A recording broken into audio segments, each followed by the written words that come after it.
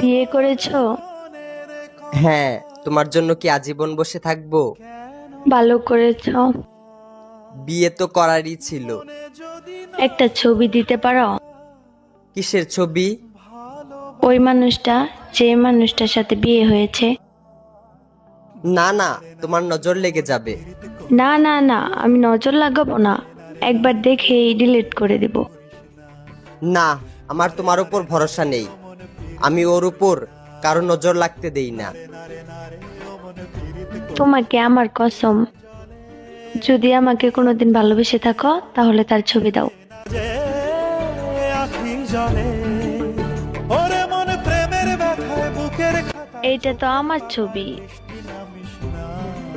তোমার পর আমার জীবনে আর ভালোবাসাই আসে নাই।